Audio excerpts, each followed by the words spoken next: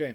Welcome back to Harem in the Labyrinth of Another World. Anime Review Episode number 8. This will be the 8th episode of the anime, A New Home.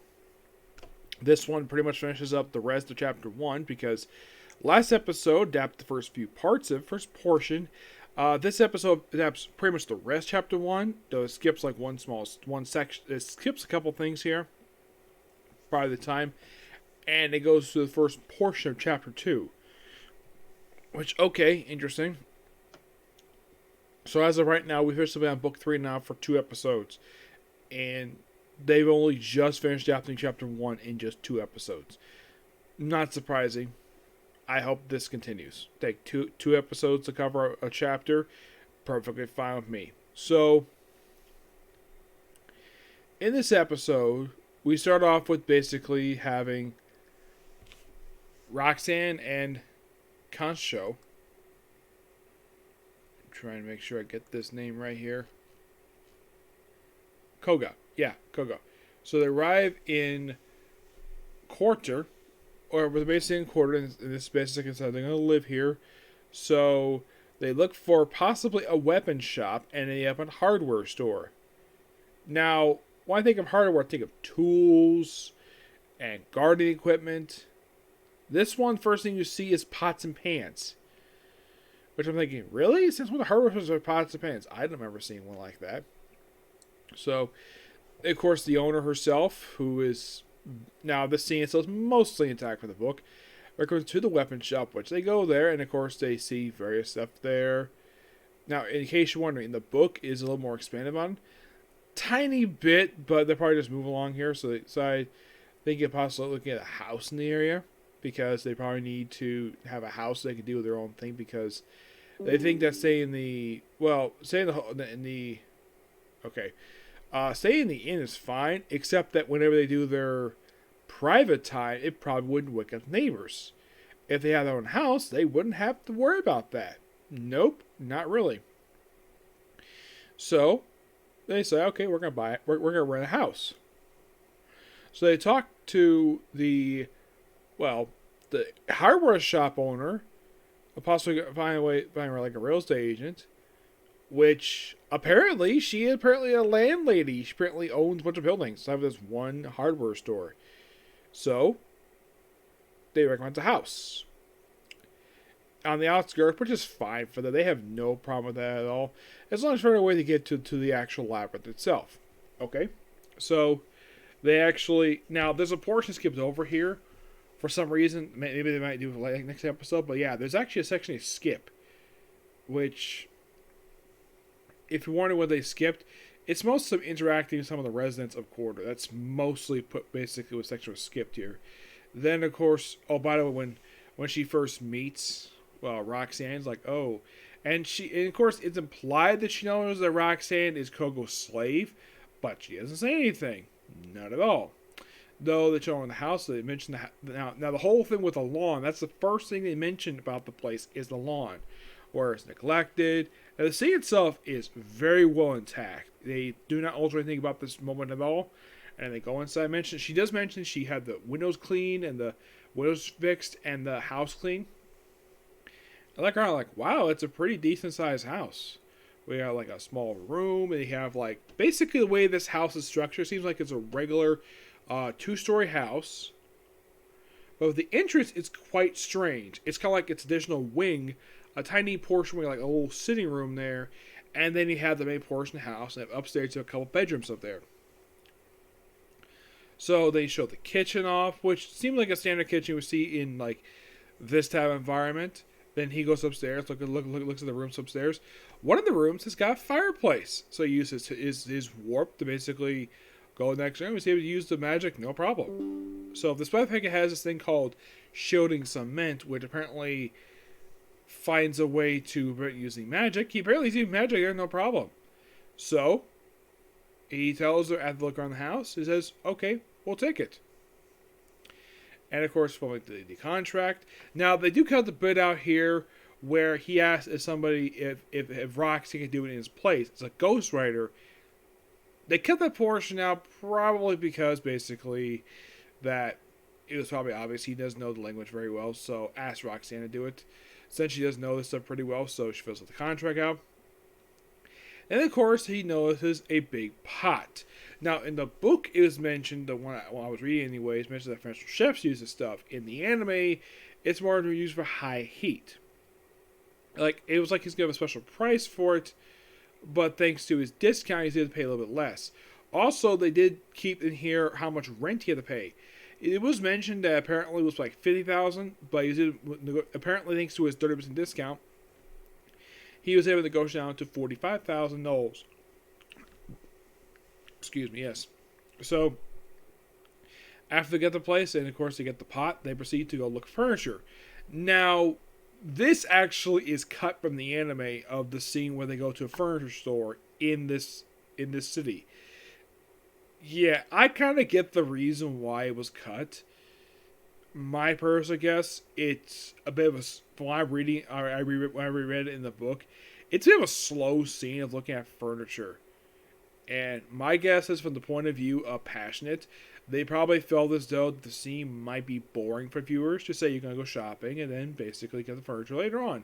We don't necessarily need to see the furniture store. Do not need to see it. It is completely unnecessary. Because I think from a point of view of a viewer, they see people shopping furniture as absolutely boring. It's a boring concept. Now, in real life, people have to buy furniture all the frickin' time. I mean, when you get a new home, you have to get new furniture. Now, in case you're curious, though, this is like I have a job. Have I ever bought any piece of furniture for myself? I bought clothing for myself. I have bought video games. I bought system. I bought cups, drinks, food, CDs, various other things. Have I ever bought a piece of furniture before? Here's a surprise. No, I have never paid for a piece of furniture. I never have. The one I have behind me, my entertainment center, that was actually, my mom paid for that one. Yes. That was actually one of two we got. The only we have is basically in our living room. Originally, that was supposed to be mine. But we decided to switch it where this one behind me is actually supposed to be, it's actually right here over my right shoulder here. That was originally supposed to go in my living room, but we decided to switch it out to basically having me have it and have the smaller one go in the living room because basically it makes a lot more sense. And I personally didn't have an issue with it. I wasn't complaining about it. I was fine having my own entertainment center because my original was simply a makeshift bookshelf that my brother made for me. As a matter of fact, this desk actually belongs to my grandfather. It belonged to my grandfather at one point, but now it's mine. I'm happy to have my own desk. Yep. So the gist of it. So, like I said, I get the reason why I cut it because it wasn't necessary to see it. Just say you went furniture shopping, and that's it. I mean, can you think of any foreign fiction that actually has a scene where people go furniture shopping? Not really. I can't think of any. I mean, I don't mind basically showing stuff like buying for a house or check out like a TV or let's say like looking at a car. Those are fine. But showing a scene or people go and buy furniture, that actually sounds pretty boring because it's a regular thing people do. So, let's move on from that. So, they did mention that the people will be there tomorrow to line up the furniture. Okay, so they decided though they don't have any furniture. They want to sleep. I get the reason what happens. That this actually was an anime original, given the fact it did happen to book member. So they go back to Vale, the place where they were, and they have one last night in the inn. Well, here's the thing: they have basically been using it since episode 3 together. Koga has been used since episode 1. So it makes sense the fact they would have one last night because they got a house now. So don't need to pay like whatever they need to pay for one night for in the room itself. So asks for a lantern, a water basin, and then he proceeds to, it seems like they were going to do it, and then he proceeds to undress her and they have sex one last time in the place. And then of course when they get back to the house in quarter, he does check out the labyrinth itself. He mentioned about well, the business thing, of course, he goes inside, and he is very disappointed because there's not much variety, and he basically won't be much for loot. He was expecting basically because it was revealed in the previous episode the quarter is actually smaller than the Imperial City itself. So he was probably expecting that it be not many people coming. Oh no, there's a lot of people. If you have to pay to get into this damn place.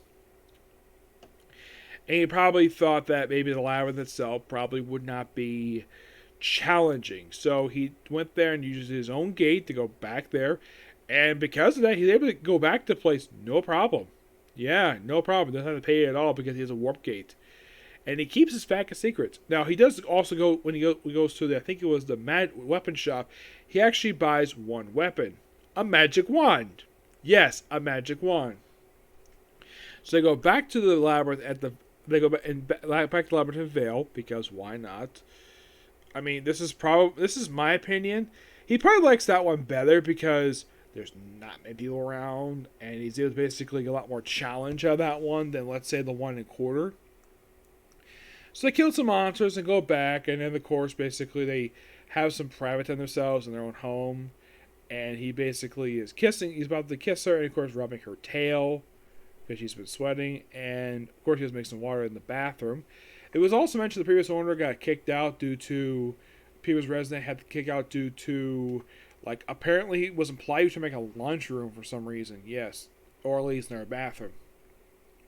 So it looks like they're about to have a romantic moment when knock knock, your furniture is here, and of course, apparently they decided to get himself a long aside from getting a bed, obviously, and some other furniture. Apparently, they also got a long dining room table with various chairs.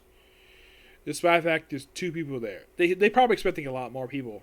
Maybe some kids. Yeah, that would be something.